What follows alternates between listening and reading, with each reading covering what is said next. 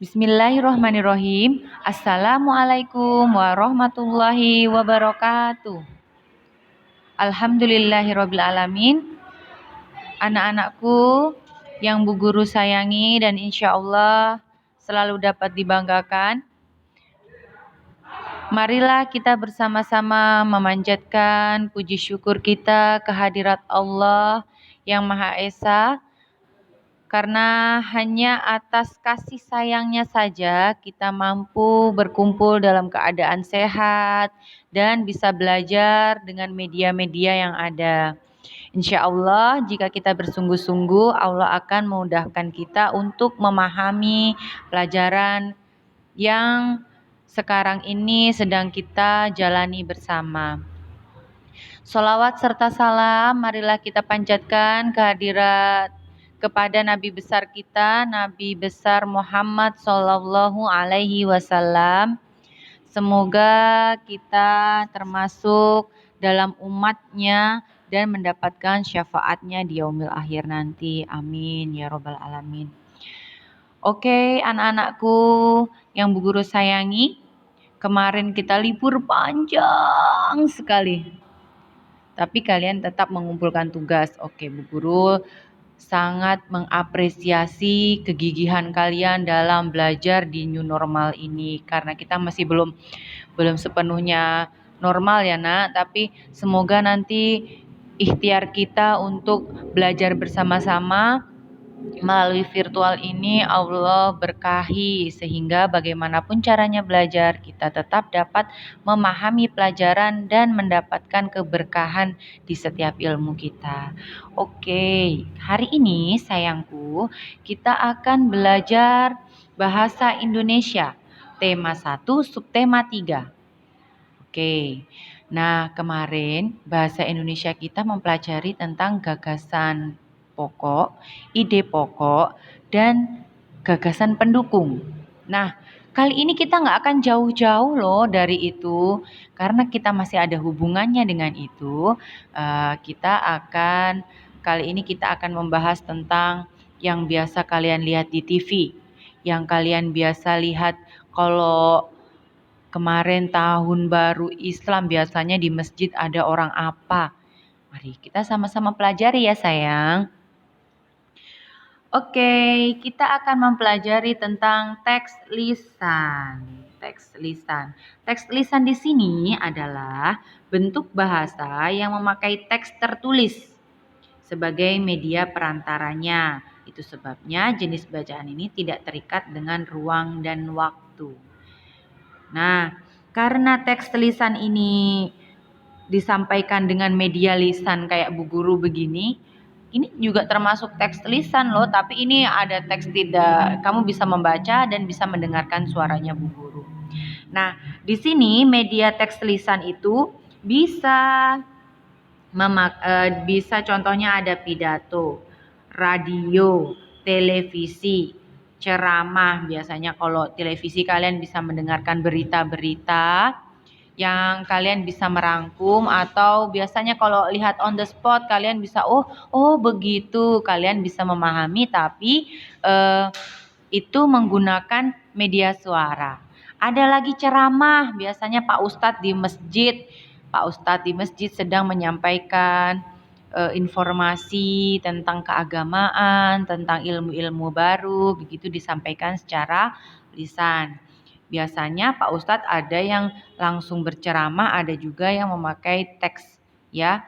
Jadi bisa dua-duanya, kayak Bu Guru begini juga teks lisan, ada Bu Guru mencantumkan tulisan dan kalian bisa mendengarkan suaranya Bu Guru. Jadi contohnya itu ya, teks lisan itu memiliki contoh, ada pidato, radio, televisi, dan ceramah.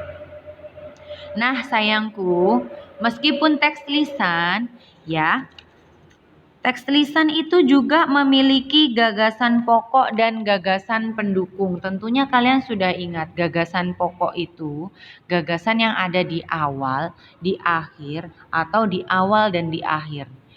Deduktif, induktif, dan campuran. Oke. Nah, Kalau kalian pasti sudah masih ingat kan yang paragraf pendukung itu biasanya disertai contoh-contoh. Kalau gagasan pokok itu adalah yang paling inti atau maksudnya dari suatu kalimat tersebut itu memakai gagasan pokok. Kalau gagasan pendukung biasanya ada contohnya gitu ya. Kalian pasti ingat dan kalian nanti bisa buka contohnya gagasan pokok dan gagasan pendukung pada materi bahasa Indonesia selanjutnya di buku MBP. Nah, sayang, setelah kita membahas tentang teks lisan, kali ini kita akan membahas tentang meringkas teks lisan. Wow, meringkas lagi. Iya, kita akan meringkas teks lisan. Bagaimana caranya? Yang pertama, didengarkan baik-baik. Yang pertama, dengarkan baik-baik teks yang disampaikan secara lisan oleh seseorang. Kamu bisa mendengarkan misalnya Pak Abdul Somad, Pak Ustadz Abdul Somad, Pak Ustadz Adi Hidayat biasanya ya, yang lagi ngetren-ngetren itu toh, sedang menyampaikan ceramahnya. Itu kalian nanti bisa menangkap poin-poinnya, kamu bisa didengarkan baik-baik dulu, tangannya sambil bawa pulpen sama bawa buku, jadi dicoret-coret kecil-kecilan gitu. Itu namanya menangkap supaya tidak cepat lupa. Oke, tentukan ide atau gagasan pokok. Kalau sudah dicoret-coret, kamu sudah coret-coret toh, kamu bisa menentukan, pasti kamu sudah tahu ide atau gagasan pokok dari apa yang telah disampaikan. Maksudnya pembicaraan itu apa, kalian pasti sudah memahami. Nah, setelah itu, setelah mengetahui maksud dan isi dari apa yang sedang dibicarakan, kembangkanlah sesuai gagasan pokok itu dengan kalimatmu sendiri, tapi nggak boleh melenceng ya. Misalnya tentang cara berwudu dan niatnya, nanti kamu melencengnya di niat puasa, kan enggak ya. Jadi enggak boleh sampai melenceng ke situ. Jadi seputar wudu dan niatnya, apa saja yang membatalkan, biasanya begitu. Itu contoh saja ya sayang. Jadi yang pertama Bu Guru ulangi, yaitu mendengarkan baik-baik teks yang disampaikan secara lisan, bisa lewat video, bisa lewat YouTube biasanya ya, bisa lewat televisi, bisa juga lewat ceramah di masjid. Lalu kalau sudah, kamu juga itu harus menulis kecil-kecilan supaya nggak lupa. Disediakan pensil sama kertas. Jadi apa yang Pak Ustadz atau apa yang disampaikan, kamu bisa mencatat kecil-kecilan sehingga kamu mengetahui apa itu ide pokok atau gagasan. Oke, Bu Guru lanjutkan ya, minta maaf. Bu Guru ulangi, yang pertama yaitu mendengarkan baik-baik teks yang disampaikan oleh seseorang. Kalau sudah, kalian sudah mendengarkan, siapkan pensil dan kertas. Jadi kamu nanti kalau sedang ada orang yang menyampaikan ceramah, keagamaan, pidato, radio, begitu kalian bisa mencatat hal-hal yang penting. Poin-poin pentingnya kalian bisa mencatat. Nah, setelah mencatat, kalian tulis ide pokoknya ya, maksudnya ya yang poin-poin tadi dikembangkan. Tadi itu kamu mendengarkannya bagaimana dikembangkan sesuai apa yang kalian dengar dengan kalimat kalian sendiri, tapi lihat di sini. Tapi jangan sampai melenceng dari topik yang sedang dibahas. Oke ya? Oke. Lanjut. Nah, karena ini panjang sekali, lanjut kita ke sebelah ya. Menceritakan. Ini menceritakan pengalaman. Wih, tentunya kalian sudah banyak sekali pengalamannya. Baik pengalaman tahun baru Islam, tahun baru Masehi, tahun ajaran baru. Kalian tentunya sudah memiliki banyak sekali pengalaman. Pengalaman di TK dengan Bu Guru, pengalaman dengan Pak Guru kelas 3 ataupun Bu Guru sebelumnya. Atau ikut lomba Agustusan kemarin via virtual. Nah, itu namanya pengalaman. Nah, Di sini cara untuk menceritakan pengalaman tentunya kalian yang pertama harus mengingat. Nah, harus diingat itu pengalamannya yang sudah kalian alami. Yang kedua, mencatat hal-hal yang berkaitan dengan pengalaman atau kejadian yang akan kalian sampaikan. Nah, di sini kamu menuliskan pengalamannya itu siapa saja ya kemarin yang ikut? Habis itu pengalamannya tentang apa? Di mana kamu mengalaminya itu di mana? Kapan? Mengapa kalian terkesan dengan pengalaman tersebut dan bagaimana prosesnya? Itu kalian bisa menceritakan.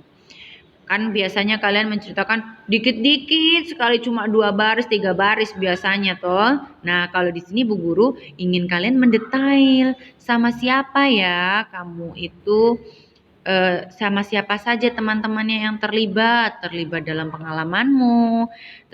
Terus yang kedua yaitu pengalamannya tentang apa? Terus di mana? Kapan? Mengapa itu kamu mengapa bisa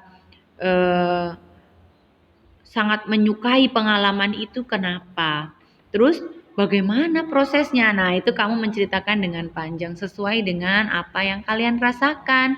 Kalau kalian senang, ya diceritakan senang. Kalau kalian agak, Bu Guru, saya tidak terlalu senang, tapi itu pengalaman yang berkesan sekali buat saya.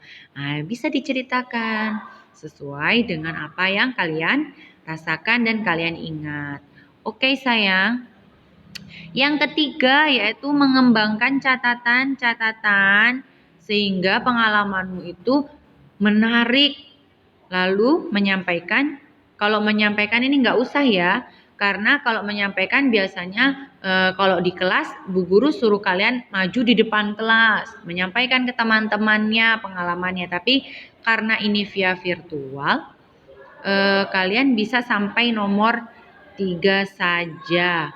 Nomor 4 dan 5 itu nanti, nomor 4 dan nomor 5 itu nanti ketika kalian sudah membuat. Nah, tugas selanjutnya itu kalian menceritakan via virtual.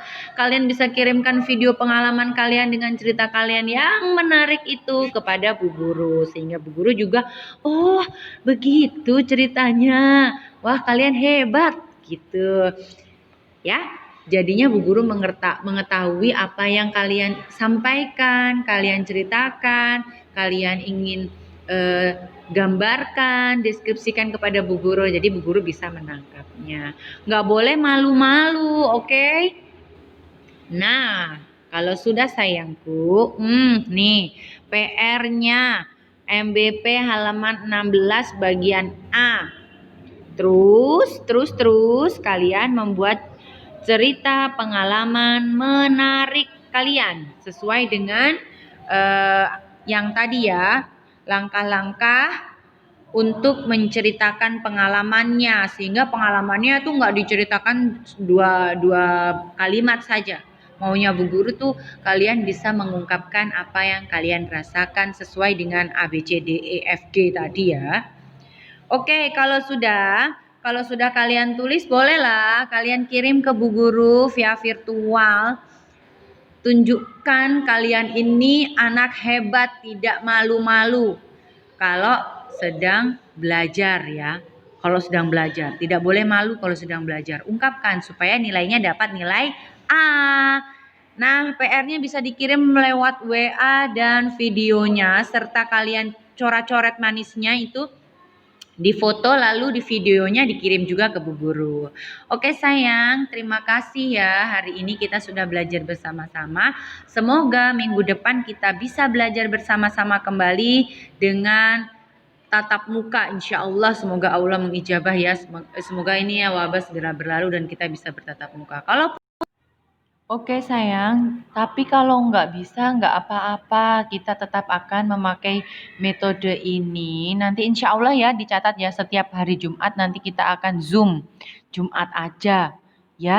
Nanti kalau hari-hari yang lain itu nggak usah, kalau Jumat insya Allah nanti Bu Guru usahakan kita harus Zoom karena biar mengobati rasa rindu kita kepada bu guru, kalian, dan teman-teman. Oke sayangku, silakan dikerjakan. Jangan lupa jaga kesehatan, tetap semangat, dan tidak boleh keluar rumah jika itu tidak penting. Kalaupun itu harus keluar bersama kedua orang tua. Bu guru, aku mau refreshing, aku bosan di rumah. Boleh, tapi tetap memakai masker, membawa hand sanitizer, menjaga jarak, dan didampingi orang tua. Kalau mau jalan-jalan yang jauh ya, kalau ke rumah tetangga, insya Allah kalian sudah tahu ya, tidak boleh berdekatan dan tetap menjaga jarak. Oke ya, yang penting kita tetap harus sehat supaya kita bisa belajar. Harus sehat berarti kita yang harus menjaga sendiri kesehatan kita. Oke sayang, Bu Guru akhiri sampai di sini. Semoga Allah memudahkan kita untuk cepat dalam memahami pelajaran yang Bu Guru sampaikan. Kita sama-sama belajar ya sayang. Bu Guru minta maaf jika ada kesalahan dalam mengajar. Kalau ada salahnya Bu Guru minta maaf. Kalau ada lebihnya itu semuanya hanya milik Allah. Oke, dadah sayangku. Assalamualaikum warahmatullahi wabarakatuh.